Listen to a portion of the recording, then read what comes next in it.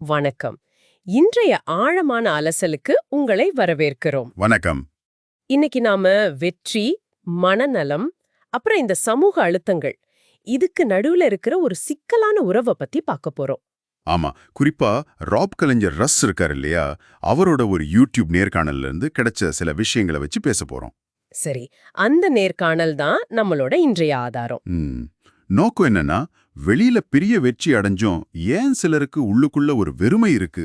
குறிப்பா ஆண்களுக்கான சமூக எதிர்பார்ப்புகள், அப்புறம் எது உண்மையான மனநிறைவு தருது இது புரிஞ்சுக்கிறது தான். ஆமா, சரி, ஆரம்பிக்கலாம். முதல் விஷயம், வெற்றியோட மறுபக்கம்.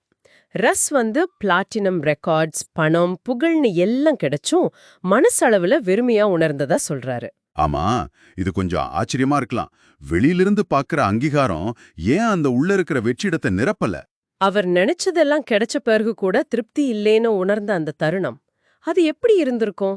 அவர் சொல்றது என்னன்னா, நீங்க துரத்தின எல்லாமே கிடைச்சும் அது உங்க வெறுமையை போக்கலன்னா, அப்பதான் நீங்க தப்பான விஷயத்த துரத்திட்டு இருந்தீங்கன்னு புரியும். அது வெளிப்புற அங்கீகாரம் மட்டும் போதாதுங்கிறத காட்டுது. இதுக்கு அவருடைய சின்ன வயசு அனுபவங்கள் காரணமா? அவங்க அப்பா ரொம்ப உயர்வா எதிர்பார்த்தது அது அவர் மனசுல ஒரு கடுமையான உள் விமர்சகரை உருவாக்கிச்சுன்னு சொல்றாரு. ஆமா, 92 மார்க் எடுத்தா கூட ஏன் 100 எடுக்கலன்னு கேட்டது, அதுவே பின்னாடி அவரோட உள்குரலா மாறிடுச்சு. இதுதான் அந்த பர்ஃபெக்ஷனிசம், முழுமைத்துவவாதம்.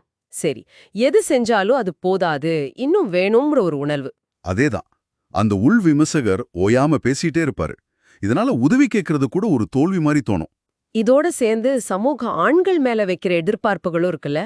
வலிய காட்டிக்க கூடாது, தனியா தாங்கணும். கரெக்ட். ரஸ் சொல்ற மாதிரி ஒரு ஆண் எவ்வளவு தாங்குறான், எவ்வளவு தனியா போறான், அதை வச்சுதான் சமூகம் மதிப்பிடுதுன்னு. அப்போ ஒரு முகமூடி போட்டுக்க வேண்டியிருக்கு இல்லையா?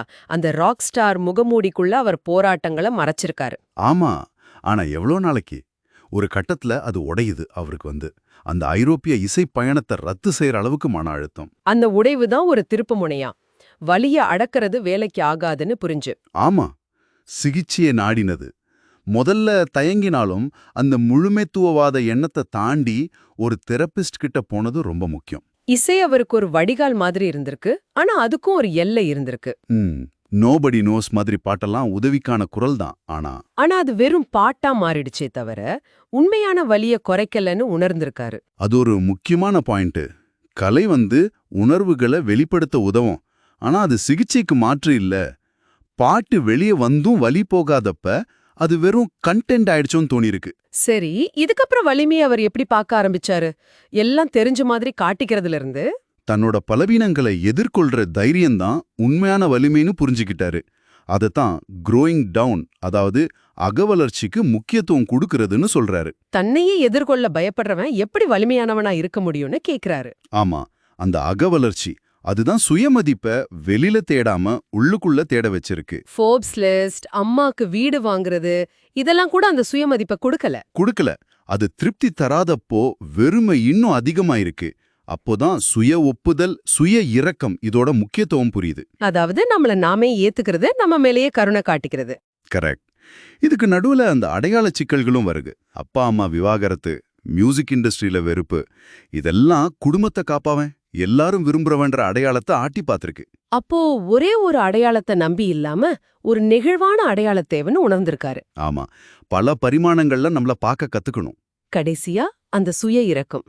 சின்ன வயசு ரஸ் மேல இப்ப கருணை காட்ட கத்துக்கிட்டது. ஆமா, அப்ப இருந்த அறிவை வச்சு செஞ்சதுக்கு இப்ப நம்மள நாமே தண்டிக்காம ஏத்துக்கிறது. 30 வயசு புரிதல் 23 இருக்காதுல்ல. சரிதான். நம்ம தவறுகள்ல இருந்து கத்துக்கிட்டு மன்னிக்க கத்துக்கிறது தான் வளர்ச்சி. ஆக இந்த உரையாடல்ல இருந்து நம்ம புரிஞ்சுக்க வேண்டியது என்னன்னா, உண்மையான மனநிறைவு வெளியிலிருந்து வர்றதில்ல. நிச்சயமா. அது பணம், புகழ்ல இல்ல. அது நம்மள நாமளே பாக்குறதுல, ஏத்துக்கிறதுல, நம்ம மேல இரக்கம் காட்டிக்கிறதுல இருக்கு. அந்த உள்முக பயணம்தான் முக்கியம். ரஸ்ஸோட அனுபவம் வெளிப்புற வெற்றிக்கும் உள் அமைதிக்கும் உள்ள இடைவெளிய நல்லா காட்டுது. ஆமா, ரொம்ப தெளிவா காட்டுது. சரி, இப்போ உங்களுக்காக ஒரு கேள்வி. நீங்க யோசிச்சு பாருங்க. உங்களோட வெற்றி, வலிமை இதெல்லாம் பத்தின உங்க வரையறைகள் எந்த அளவுக்கு வெளியிருந்து வர்ற எதிர்பார்ப்பால உருவாகி இருக்கு?